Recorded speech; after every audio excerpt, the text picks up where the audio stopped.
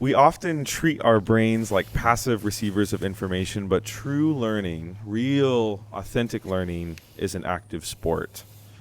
Welcome to It's the Good Life, your practical guide to young adulting. My name is Josh. This is Anthony and David, and today we're going to be talking about learning and problem solving. An interesting fact that I learned when I was doing research on this topic was that on average, people forget 80% of what they learned in the last week. And so I can resonate with that personally, but... Yeah, going through school, I feel like, especially nursing school, you go through like so much content so quickly. Any school, honestly, any major, like you're just learning at such a high speed, like you can't necessarily retain everything. But I think that's why you have like tests and stuff too, to kind of bring it back. Yeah, with nursing, like specifically for you, Josh, like how does that look like? Because you are the only student amongst us right now going to school. So how does that process look like for you? I mean, I know nursing majors or anyone within like medical field, if you're very intentional about your studies, I would imagine you're studying every single day, even if it's like for 30 minutes or an hour. You know, I'm sure it's more than that. But how does that like? That how sounds does like, that process, sounds nice. Oh, does it? Yeah. Is it way That's too only nice? 30 minutes or an hour a day. It's like the warm up to get into it. That's like me opening my laptop, you know? Takes you an hour. So learning looks, I think that was one of the greatest struggles I had when I was initially starting in nursing school was I had to learn differently, right? Because when I was an English major / education major and I was writing a lot of papers, but then all of a sudden you're now studying for tests every day of your life. Yeah, it was very different and it was an adjustment. And also, I think, especially at the beginning, like medical jargon is a different language. And so it's like, it was not only I had to learn differently, I had to speak a different language. All the shorthand stuff, you're like, I don't even know what PMH means or PRN or like, you just hear all this stuff and people just use it so casually in the medical field. And you're like, I don't even, it's like they're literally speaking a different language. So I think it was a big adjustment for sure. Awesome. That's nice. Yeah, I mean, building off that, like, how exactly did you learn, Josh? Because did you already know how to learn? Like, I'm talking about learning how to learn here. Oh, yeah. But like, did you know how to learn before going into nursing school, or was that kind of something you figured out like as you went? I feel like I'm getting interviewed. It was definitely, it actually, a lot of the understanding I had about my individual learning came from being an education major. And so I was able to like that I think was one of the greatest things about being in that major was I was able to understand in an effort to learn how students learn. I also was more attentive how I learned as a student, right? Like and I know there's these topics about like visual versus audio learners and like people who tend to learn by writing versus typing versus like all these different preferences for how to learn, and I basically kind of I had a pretty good foundation of how I learned. However, all I have to say, I pretty much everything that I thought about how I learned was completely thrown out the window when I started studying for nursing exams because it required a completely different pathway of learning material than I had ever had before. So instead of it learning like kind of memorizing a topic and then regurgitating out, it was like you had to both memorize and understand conceptually what was happening. And so I think that, frankly, long story short, it was a lot of trial and error of let's try flashcards. That didn't work. Let's try writing it out. That kind of worked. Okay, let's integrate that. Like it was kind of trying different things, seeing how my test results changed, and then eventually learning the best way to do it. Yeah, it sounds like kind of like an adaptive process as you go, kind of like figuring it out. Yeah, I remember coming across the idea of like active learning versus passive learning. And I remember like when I was going to school, like everyone would just take notes in class. And fun fact, I stopped taking notes after my second year of nursing. I moved completely into just making flashcards in class. Yeah. Like that's how I survived nursing school. Oh, wow. That's a secret. But I like basically just because what passive learning it was saying like just reading your notes, as opposed to like really trying to actively like recall what they call it, like really think about. Like flashcards, like, oh, what is that? Trying to pull it out of memory, which is a lot harder than just reading off a paper and like recognizing. Yeah, like recall. Recognizing versus recall. Yeah. Exactly. Yeah, I'm curious because the thought that goes through my mind right now is like, what are all of the techniques that you guys have utilized in like, because you guys are working for like the medical field, so and working to attain something in that professional, area. So what does that look like as far as the techniques that have gone into that, like studying wise? Man, I love that question. That process of learning. Like, you said that flashcards was a secret. That was But like, secret. what's Josh's secret to study? Right? Honestly, AI. AI No, AI is actually, the though. be- Wait, actually, you should talk about that. Oh no, that's an That's kinda interesting. crazy. That's an interesting topic. I would say AI is like. I think it's a double-edged sword because I think it can take out a lot of the work in terms of making a study guide that is actually part of the learning process. But at the same time, I also think that it does give like a really good foundation for prioritizing what's important to lock in on. I would say for me, like my secret sauce, and this is honestly only for me, is I can only prove to myself that I learned something if I could teach it to somebody. That's the only way that I've found in my experience. Like if I can teach it to somebody, then I know it. Especially if it's someone who is not of the field.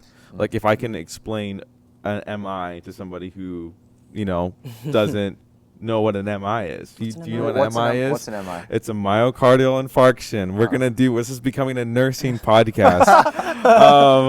But an MI is essentially like a heart attack, and it's like a blockage in. There's these little vessels, like you can think of them like the traffic pathways in your heart for blood, and there's a traffic jam in one of those blood vessels, and that causes a complete shut off of oxygen, which is like your energy for your heart. Yeah. And that causes your heart to basically fail.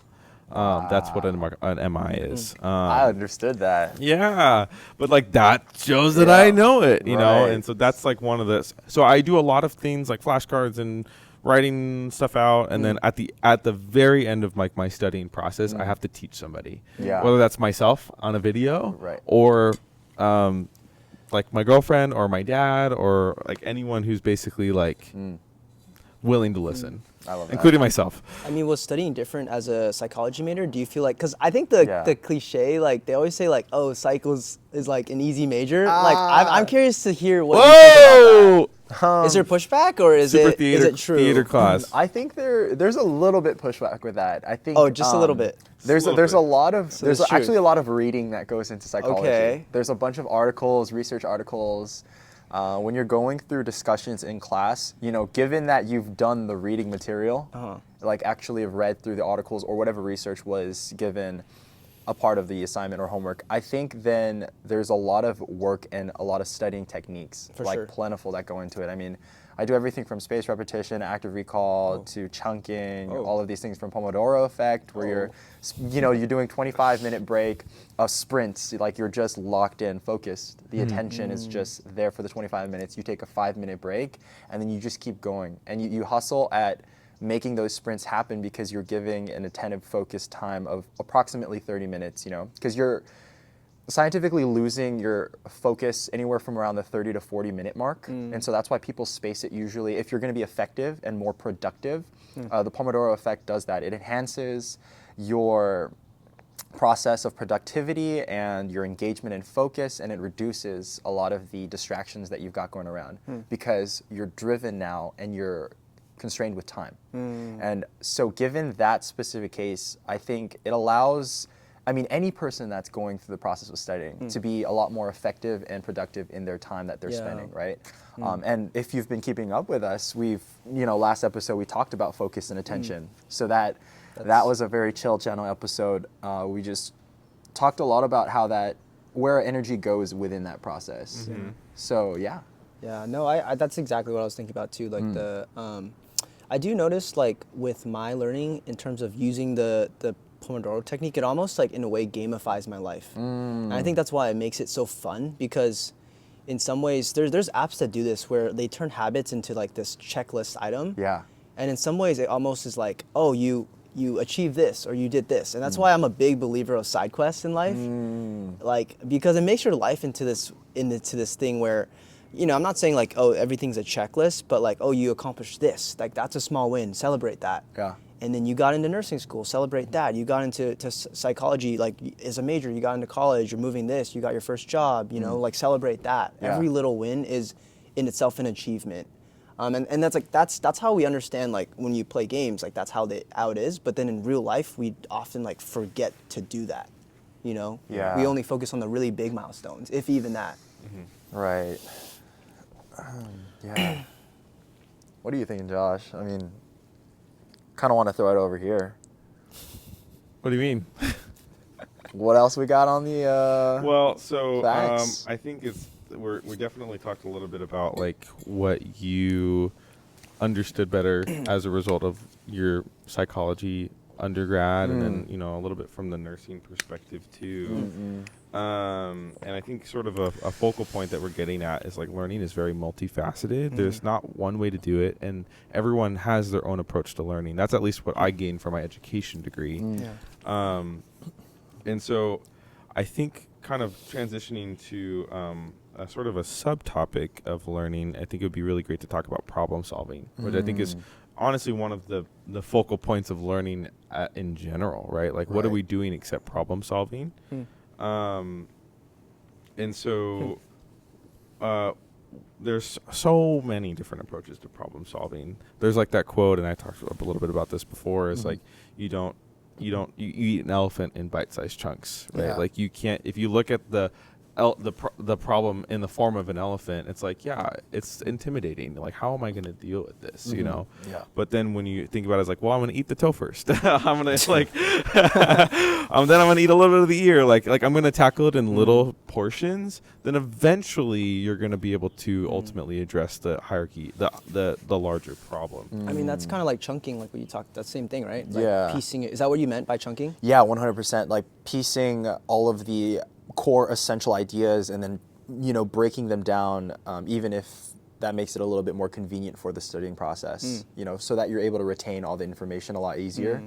But yeah, chunking all those big core ideas so that you're able to understand what's the big concept going on here, and then moving forward in that process of like learning and studying and problem solving. Yeah. Well, actually, kind of taking a step back, it's interesting to think about also learning as in the continuum of like age, because I feel like so much of learning happens when you're younger, right? If you think about like so much of your elementary years, the beginning of your life is completely learning. Yeah. Like it's dedicated to that. You're set to go to preschool, to go to elementary, to middle school, to high school, to college. But then after that, which is the period we're in, right, is this void of like end of education, if you will. Do you guys think that there is value in education beyond the college degree? Value in education beyond the college degree?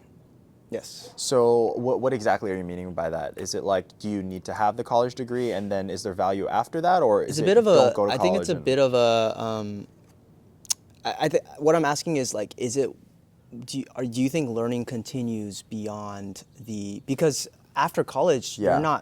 you're not graded to learn. But up to that Right, point, you right. technically are. And Yeah. so what keeps you, if you are a lifelong learner, Right. what keeps you engaged in that process? Because there's no longer a grade attached with your learning process, right? And I think that's why Yeah. a lot of people stop learning too. Yeah, I think that is true. I think a lot of people stop learning. I put that in air quotes because I ultimately also agree, and I don't think that we fully and completely stop learning. I think there's going to still, so to answer your question and respond, I think there is value, and people do still learn after, post-graduation, or you're not going to, school. But I think even after the fact that you've been to school for a long time, or even if you're homeschooled, that process of learning through life, so much value. And I think as long as you continue to have an open mind in that process, there's a lot of good things that might come your way, but also a lot of bad things. And in that process, you learn because you're given a very difficult circumstance or an adversity that you have to navigate through. Given that, you'll learn through that process. Yeah. And a really big quote that I like to walk alongside life is, especially when you're going through things that have a very focused win or loss ratio, or the idea of like, oh, you can either win or lose in this, is the idea of taking away loss and substituting in learning. Because then you can either focus on the win, or you can either focus on the learning from the loss. So I don't necessarily look at loss as like that you're an absolute failure. It's more of, okay, maybe you might be failing, but you're learning through this failure. And ultimately for me, that's a huge win, right? Because then clearly there's the distinction of, okay, this is a win, and then there's, okay, I'm learning here in this process. Yeah. So for me, personally, it's a win-win. I mean, like when you guys think about that process, specifically, I guess with this example, like, do you guys also carry almost like that similar mindset of like how do you guys take on that problem solving of learning? Do you guys look at it as like, this is something a win-win for me, or learning is kind of like a win-lose sometimes? Like, what do you guys think about that? So I feel like you're asking two different questions. Sure. Because so you're asking about the when you're running into a wall or you are trying to learn something and you fail, like how do you perceive that failure? And then the other question was like about general problem solving. Is that right? Yeah. Let's go with the former. Okay. Well, we definitely, I mean, I could speak for Anthony too, because I gained a lot of this mindset as a result of our friendship is, there's no loss in failure. There's actually only growth, you know, and I think that if you go into any learning experience, especially in nursing school, like you fail a lot. Yeah. You fail a lot. I remember when I was getting my first, for real. I remember when I was getting my first blood sugar. So blood sugar is like, you know, like if someone has high blood, yeah, you know what I'm talking about. So like when someone's like has like diabetes, like have a high blood sugar, right? What you want to do is you want to check their blood sugar, and it's done through something called an AccuCheck, where basically like you like bring all the blood to the tip of their finger, and then you prick it, and then you take a sample of that blood and get what their blood sugar level is, right? But it's a very, very, very, very, very simple like procedure, because you just prick and then get the blood and then you're done. Like, but I remember I was in my first clinical, and the nurse I was following was like, all right, you're going to take a blood sugar. And I was like, oh my God, I don't know what it was like my first ever procedure I was learning. And dude, I was shaking to no end. Oh. Like, cause I was so nervous. Yeah, I was like, yeah.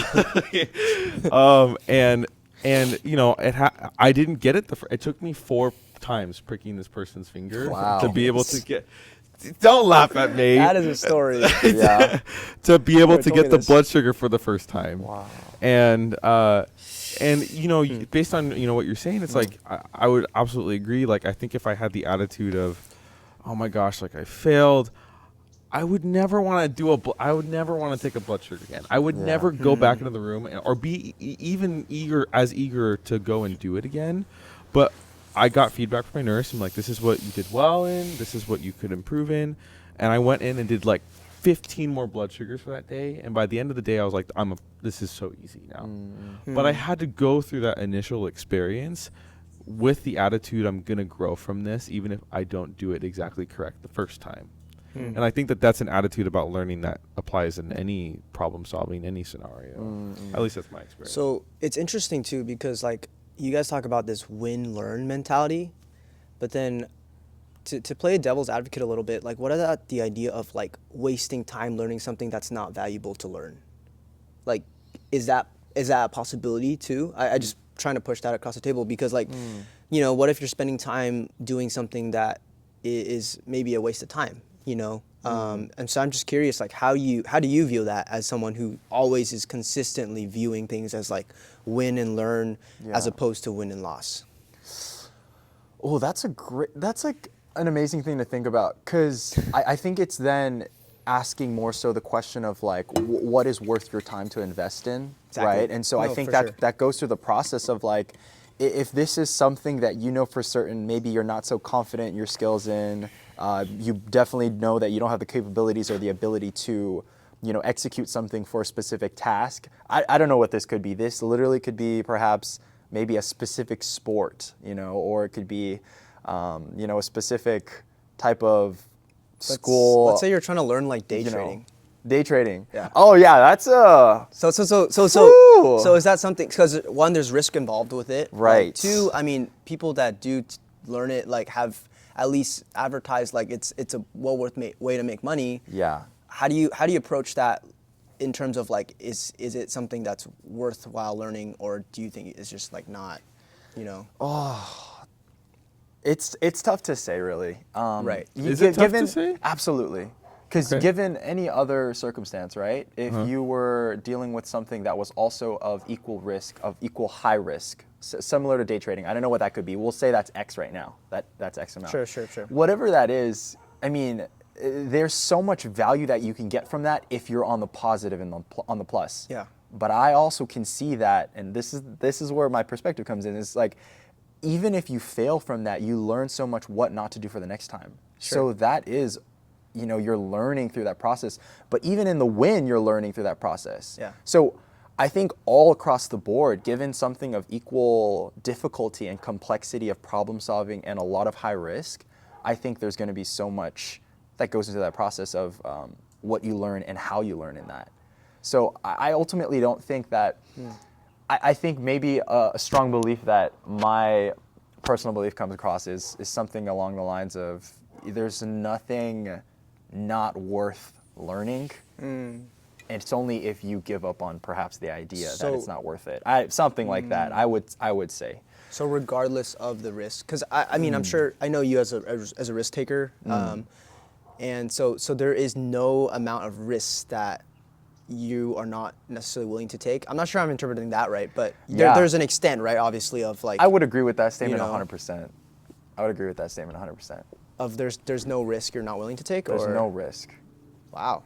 Willing to take. That's a bold claim. But it's interesting. No, I think what I'm really getting the sense at, and this is something that I think is a pretty focal point when it comes to learning and problem solving, is remaining curious, right? There is a physician that I work with who is perhaps one of the smartest people I've met in my entire life. Yeah.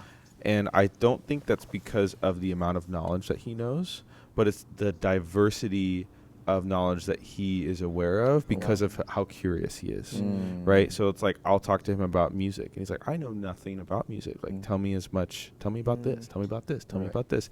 And like, even though he's not a professional by any means, like, he is so intelligent because of his curiosity. One thing I will say, though, and I think this is a sort of a caveat of what you were saying, is that when we learn anything, we take a small sort of risk. Right. So like when we're going to learn in nursing school, we take the risk of not passing, right? And that's kind of a constant, as I'm sure Anthony was aware, that's a constant threat in a sense. It's like, what if you don't pass? You spend all this time learning and you don't pass that exam. I'm under that as I'm approaching my board's exam. I spent this entire time learning all this stuff, but that's the risk. But then I think your point, and I think this is so valuable to focus on, is what's the goal beyond the learning, right? And it goes back into the curiosity thing. Like, it's to be curious and to grow. And there's never a situation, as risky as it might be, that you can't grow from. I think that's kind of more of the attitude, less so than it is like, because if we measured all of the learning opportunities in our life based on the amount of risk, we would probably put ourselves in less situations to actually grow. Absolutely. You know what I mean? And that's not what I'm saying. No, I'm not saying that about you. I'm just saying like that's in general. Absolutely. Right? That's at least what I would think about right away. Right. I love what you said. I think my one takeaway is the genuine curiosity part, which is something we talked about outside of this episode earlier in another conversation. But the idea of like, I think that's a common trait in all winners and all learners, and anyone that succeeds in life is that they are a lifelong learner. And what that means is they're genuinely curious, not just faking it, right? About the people around them. Because I think this is a truth that I learned that kind of somewhat changed the way I viewed any relationships that I have, is that like our ability to go up to anyone in public, whether or not you know them or not, stranger, and to learn at least one thing new from them. Like anyone you meet, there's always something that they know that you don't know. And for me, it's like whenever I have conversations with people, it's like finding that thing. Like, what is that thing that you know? Like, how deep do we have to dig to get there? And it's interesting because when it comes to this idea of even like when some of my friends are going through this navigating relationship issues, and maybe it's a big breakup, right? I think like oftentimes people will like want to know like, oh, like why'd you guys break, right? Like you want to ask that, and there's like a hesitancy of like, oh, you don't want to be nosy and whatnot. But obviously, like respecting the situation and everything, I love like getting into their head and like learning about it, not because I'm nosy, but because I want to know like how can I not make that mistake. right? It's a Yeah. different intention, I think, with the questions you ask. Yeah. That definitely brings to light a lot of insight into their situation. So there's things to learn that you can, I would argue, learn not just from your own mistakes and your own lessons, but from the lessons and mistakes of others. Right. Right? Yeah. That's so I absolutely valuable. agree with that That's so statement. valuable. You know, it's one of the greatest like diffusing argument questions. What? Like going into a heated argument is, I'm just curious about something. Oh. Right? Like my dad learned that in like a conflict resolution class. Like where it's like if you're going into a conversation with somebody who's already heated or like heated before you even start, right? Like starting with, you know, I just was really curious about something. Yeah. It sort of diffuses the attack because you're like, I'm actually here to learn. Yes. I'm not here to like come at you. Right. Right. And I feel like that's sometimes like the way we need to kind of come at like opportunities to learn. It's Yeah. like, I'm just curious to see what happens here. You know, less so than like, I'm expecting me to Yeah. grow. I'm expecting to learn this thing from this. Right. You know? That's Right. a nugget. Yeah. Golden right there. Golden nugget. Yeah. Wow. Kind of a little bit of a transition in terms of topic. I was curious to hear about kind of going a little bit deeper into that problem solving topic. How do you guys approach big problems? That's really good.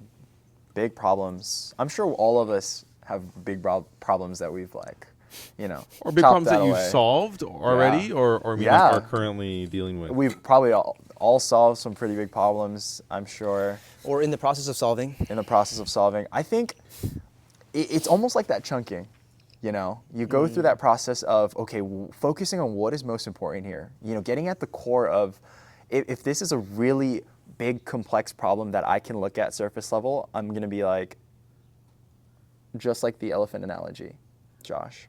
Being able to take away little parts so that you can chip away almost like the big body parts, like you're disassembling, you know, the arms here, the legs here, feet here, head here, because that allows you to kind of focus on, these are the important like body parts that you have to focus on and applicable to the application of what we're talking about in life.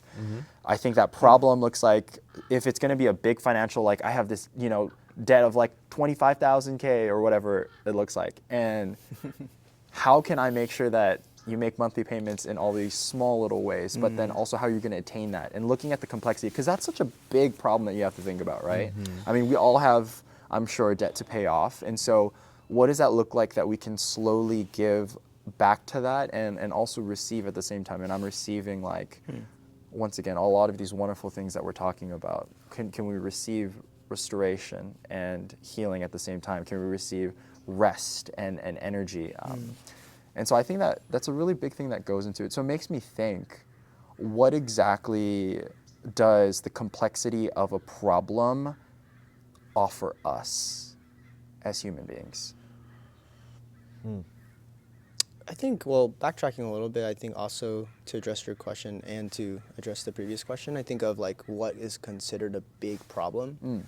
I think for me, now that I think about it, I think my problems I think are always like people problems. I think that as I get older, like as I'm done with school, like it's no longer worrying about a test. It's no longer worrying about whether I'm going to pass or how much I have to study or Must be nice. or time management. And it is. And I think you could and that's something that you could look forward to too. I am. But I think that's part of the adulting process of like, your problems aren't going to be the same problems as you had in the last year of your life, right? Like depending on the stage of life you're in, I think where I'm at now is like the problems are no longer academic problems, or maybe not even financial problems, but personable problems, like relational problems, right? Like how is my dynamic with my charge nurse, with my coworkers, with my friends, right? Like that stuff presses on me so much more than financial burden presses on me. And so I don't know, I think about that, and it's interesting too, because I think everyone has different problems. I mean, anxiety, depression is a problem, right? Like those things are problems, but they're different types of problems than if it were me going through a relational struggle, you know, with my significant other problem, versus me having a clogged pipe problem, right? And I think we deal with those differently, but I think for me, like, I guess part of the conversation that we didn't really touch on is like, how do we handle learning from our mistakes with other people, with our relationships with people? Like through that, how do we navigate those kind of difficulties in our life? How do we navigate relationship issues, you know. We talked a lot about like the relationship series, but as a whole, like, what about navigating like when you come to a roadblock in a relationship with friends, you know? Even how do you navigate that? How do you learn from it? Well, that even goes into the complexity question that you were asking, David, which is like, your question was like, how do, if we focus on the complexity of a problem, like how does that ultimately invest and grow us as people? I think was kind of the question that you asked. And that kind of goes into like the complexity of the problem just varies based on the circumstances. And I think honestly too, when I really fundamentally think about it, I think it's based on like what circles are involved in the problem, right? So like there are sometimes spiritual problems, like our broken nature. That's a problem, right? But like that involves all of us. That's a big problem, right? Yeah. But if it's like just a financial problem, okay, it's not just a financial problem, but if it's just finances, like, oh, I need to make this much money, okay. But like, let's say I need to make this much money, otherwise this won't happen, then the problem becomes more complex. Then it affects my family. Then it becomes more complicated, right? But that being said, when I look back over my life and I think about the problems that I've overcome, Lord willing, I think the more complex the problem, the more growth that I've had. Not to say that you should throw yourself in complex situations, but I've probably had the most growth. So like going back to Anthony's point of talking about like relational problems, right? Like roadblocks. I don't think that you can, this is my personal opinion, but I think the best teacher in relationships is experience. You know, that might be an unpopular opinion. Your experience, or does that count as like the experience from other people too? That's the experience I've heard from other people. Okay. Like you tend to learn lessons through relationship, right? And so it's like if you've been in a previous relationship and then that didn't work out, and you take the lessons that you learned from that previous relationship. From your own experience, Right. But I also think I've also heard people say like, that's what, when you are leaving a relationship, you should have time before if you are thinking about getting in a relationship, you should have time to process and think over the lessons that you learned in that previous relationship so that you don't carry over the same problems into your new one. Right. You know what I mean? Yeah. Right. And so, thinking about, back to that mentality of like a roadblock, right? Like, we're kind of running with this analogy last episode. Yeah. But like if you think of your life, and especially in a relationship, as like you driving on a road, right? And you're a convoy of cars, you and your partner, right? Like you hit that roadblock, but you've never been on this road before. It's going to take a lot more effort to find a way around the roadblock or waiting for the roadblock than if you had already encountered this before, right? Like I've driven this road, but like especially if one person's driven that road, I've already driven this road before. I know there's a back road that takes us around, right? You know what I mean? But like that's, I think, sort of, and to your question of like thinking about roadblocks and how experience can play a role in that. Yeah, well, we tangled with the idea of like how to get over roadblocks too. I think that's interesting because actually Dave and I were having a conversation in the car the other day about navigating a relational issue with a friend, and this idea of burning bridges came up, right? Oh, that's rough. And it's this, and I'm bringing this experience out. I mean, maybe I'll let you share too. Part of it, if you're comfortable, is like how do you know when to burn bridges, if you will? Bro, if you should, right? Like, how do you know when to let go of something that's good? And maybe we're kind of diverting from the topic of learning a little bit, but I think it does kind of relate, because it's like, how do you learn from that experience in order to bring it to the next one, right? And I think when it comes to relationship issues, it's the same way, right? Yeah.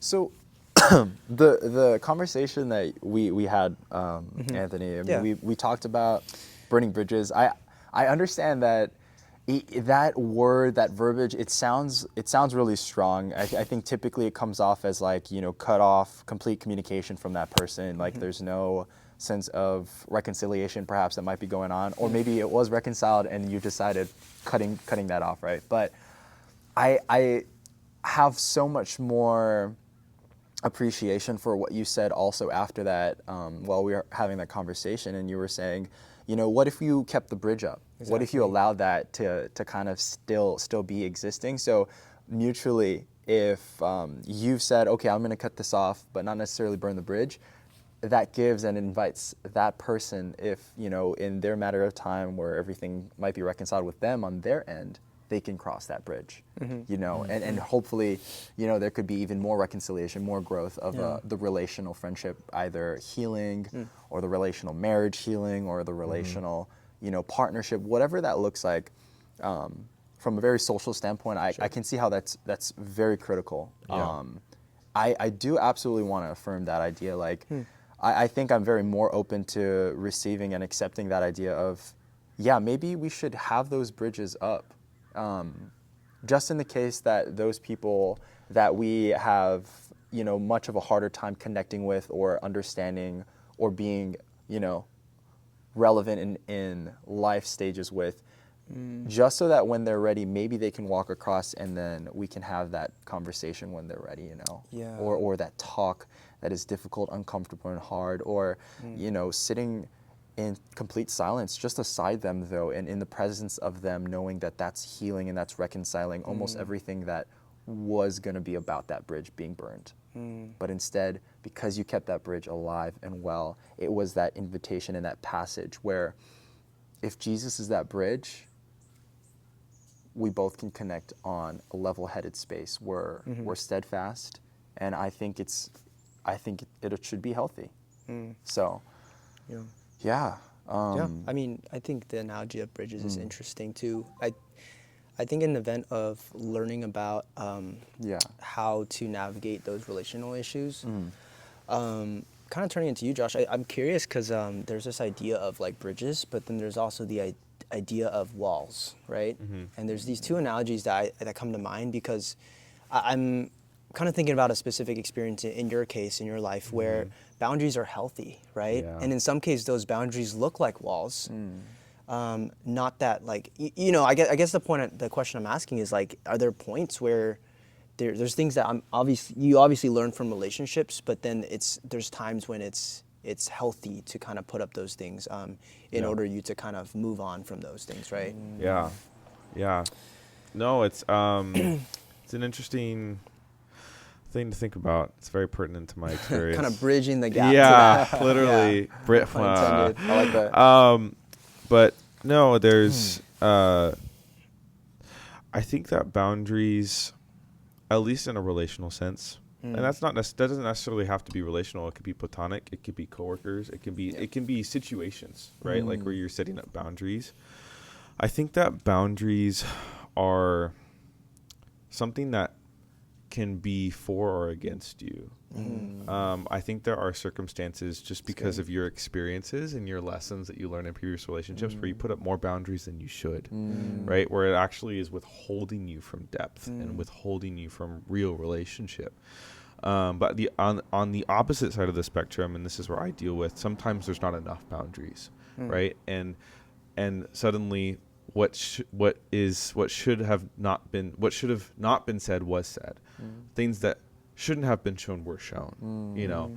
And so when it comes to the concept of like burning bridges, if you would, or putting up walls, like I think there is something to be said about, at least in my experience, putting up walls and keeping them up. You know, not in the, and I think that this is for people who, like myself, struggle with as a people person, to put up boundaries, right?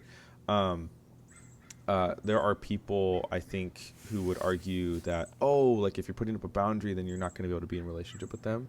There are some times when those boundaries need to be made, and even one-sidedly, you know. And even in a friendship sort of sense, there are times when I've learned this too, even as friends, there are boundaries that need to be made purely for the sake of protecting yourself. Yeah. And that's the problem. I think that's the problem, if I'm really thinking deeply about people pleasing, is that you aren't advocating enough for yourself, and you're not being compassionate enough for yourself. And so boundaries help address that problem because you're actually choosing to advocate for yourself. That came from a lot of learning. A lot of learning. I'm still all that experience and all that problem solving that I'm continuing to experience. That's why I really enjoy also like talking to older folks, is because they have that life experience. They've walked around this piece of rock for way longer than I have. Yeah. And because I walked around this rock for 40 years. Yeah, I've only been around the sun 20 times or 23 times now. Yeah. But someone who's 80 has so many more trips around that. Right. And it's like every time around, you just learn so much more. Yeah. I think this topic about learning about relationships has been really good and really interesting. I feel like the one piece of thing that we have touched on but haven't really spent a lot of time with is the idea of like learning, of either winning or learning. But then like obviously there's this part of me that's like, it's also really hard to just move on from a loss, right? So how do you? I'm curious. How do you guys navigate? Is there a process that you guys go through when you guys take a loss, right? And how do you turn that loss into a win or into a lesson learned? Ooh. So a really good so bridge that gap example for and me. story would be like basically how often I play my competitive gaming is how serious I take the question that you've given as far as like what's the value and importance of taking a loss and actually making a win out of that. Because the thing is, in competitive gaming, especially for me, I face a lot more losses than a lot of people know and a lot of people think, but that's a big part of the process. Is on a spread for like statistics, if I were to play 100 games, typically the win-loss would be anywhere from like maybe 55 if you're on the better side to about 60 wins, and then the rest are losses. But then sometimes that ratio looks like, completely opposite. You have like 60 losses. You have more losses than you have wins. But what I've learned from all those losses, whether your ratio is up or you're down in a deficit, is those losses allowed me to recognize how I can become better for the next games, so that when they're attained as wins, I know that I've deserved and earned those wins because that's actually what they are. And from those losing losses, obviously you have to take that for what it is too. It's a loss. You lost that game. You lost that specific match. So then how do you take that loss then? And that's just what my process looks like for me in competitive gaming. It's like, I'm so serious about not just achieving ranked in world, not just making, money on the side, but making sure that I can actually achieve something that I know was worthwhile. And that's what all those losses do.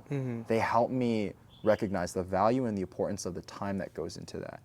And so I think that's like a really big encouragement for anyone that goes through even the most interesting and leisure activities that you're going through. If it's a sport or a hobby or an interest that one might like, I think that process should look like, okay, maybe I'm not, hitting the mark on, playing this specific sport or getting all these goals, but I know that because I'm practicing all of these goal kicks for soccer, maybe that this would perceive to be a win for the future. Yeah.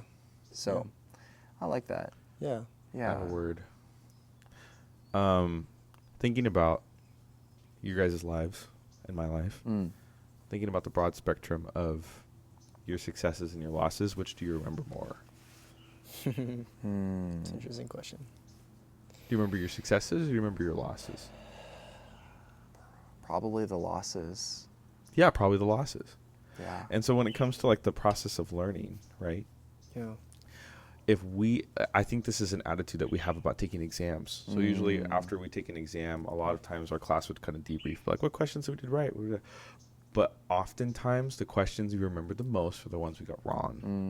And let me tell you, on my final exam, a lot of the questions that I got right were the questions I got wrong in previous exams. Yeah. And I think that that's a lot of times, not to say that you should pursue loss, but by golly, do you remember it more? Yeah. And so I think it's just such an interesting idea, kind of like you were saying, right? Like with those games that you're playing, like I'm sure you're on the games that you won, you're like, great, I won, and you move on, right? Because you think, oh, clearly I must have done everything correct in that game to win, right? Yeah. For me to win, Right. But then there's something to be said about a game that you lose. You're like, man, what did I do wrong? Yes. Or what could I have done better, right? And it's like, I maybe this is kind of an inverse way of thinking. What if we treated every win the same way? Yeah. Right? What if we looked back at the exam I did well and be like, well, what did I do well in? Yes. Right? One of the things that I do in my clinical experiences that I've always done and I always plan to do is at the end of every clinical, I go to my nurse or my instructor and I say, can you give me feedback on what I did well today and what I didn't do well? And sometimes I'll be like, oh, I have nothing. Or I'll say, so what can I do better? She says, oh, I don't have any feedback for you. I'm like, so what did I do well in then? Yeah. Clearly I did well. So Right. what did I do well in? Give me the affirmation in that too. Yes. Oh. You know? No, it's true though, right? And so it's like, Yeah. it's sort of, because it's interesting because the language you use was focusing on the loss, but there's something to be said about what did I do well in. Yeah. And it's like, and with that in mind, it really makes no opportunity a loss. Every opportunity, your wins and your losses are opportunities to learn. Yes. You know what I mean? That's exactly my point, is like when we look differently at the losses that we go through, that's why it's, for me, every single time it's always going to be a win-win. Because every experience that you're going through, the loss, the learning, for me, that's an absolute W in the record books. Because what I'm seeing is I've done this win well. Also a W. So it's like double W. That's why it's win-win. You know, you win well and you win learn. But for me, that learn is still a W. So as complex as that might sound, I know what I'm going through, but my brain perceives it as, okay, I understand that this is a win-win either way. I could be going through the most difficult time. You know, I could be homeless. Who knows? Win-win in life. I could not be making that much money in life. Who knows? You know, who knows what that's like, right? Maybe I do, maybe I don't. Maybe I have had experience. But I think the idea that I'm getting at is when you look at life where you're learning throughout the process in every single step of the way, and you don't even consider it to be a win or a lose, that beauty, you don't just capture something super amazing, you hold on to a life-transforming factor that allows you to keep moving forward. That's what I want to encourage the audience and other people, especially you guys, you know. So, as we think about like, I'm super excited for the next topic that we have in hand. You know, I don't want to foreshadow it just yet, but it's gonna be tied into a lot of just how we process with the brain and things about the past and whatnot. Yeah, But, I think no, that's a good way to kind of round off this episode. I think there's a lot of value that we talked about in today's talk. I think just the closing note, I feel like learning is something that's difficult to do because it requires us to look back upon mistakes that we've made. And that's rooted in vulnerability, right? That's rooted in being like excavating, like opening ourselves almost to this point where we are intentionally seeking out weaknesses in ourselves in order in the event to improve on that and to create a strength out of that weakness. For me, I'll just end on this last anecdote is with bodybuilding, we always talk about weaknesses. Yeah. Because in order to be a complete bodybuilder, you have to be everything has to be symmetrical. You have to be balanced. You can't have super crazy delts, but then very small like legs. You know, you have to do everything as a whole. And so with that, like understanding like what your weaknesses are and being aware of and okay with that, and then moving forward and knowing how to address that. Like, what am I doing to bring up those weak points, right? For me, it's my chest, right? So it's like, how does my week look like? How do I breaking that down to where I'm spending more time working on those things that I struggle with, the more time on those things that I'm weak at. And, you know, that obviously ended up well last year when we competed on stage. So I think understanding that and the power of knowing your weaknesses, of being able to introspect. But yeah, turning back over to you. That's kind of my last thought. No, I got no thoughts. Oh, that's really good. Thanks for sharing that, Anthony. Yeah. Should we go into prayer? Yeah. Sounds good. I'll pray us out. Sure. Dear Heavenly Father, thank you for this wonderful space once again, that Josh and Anthony and I can be present with you. I invite you into this space, Lord, and that you continue to lead us through the conversations that we have. We thank you for covering this topic and enabling us the opportunity to walk into this with confidence and share and express our thoughts and perspectives over this very topic of learning and problem solving, Lord Jesus. And so we thank you for all that you allow us to talk on. And as we continue to go into future episodes, may we be given the strength, Father God, and trust in all the strength that you have and place within us. So we thank you for that, and we pray all of this in Jesus' name. Amen. Amen. That's going to be episode 8, guys. It's The Good Life, your practical guide to adulting. Don't forget to subscribe and hit that bell icon if you are on YouTube. It lets you it notifies you whenever we drop a video to make sure you stay in the loop. Come on. Thank you guys so much for watching. We appreciate your time, and we will see you guys in the next one.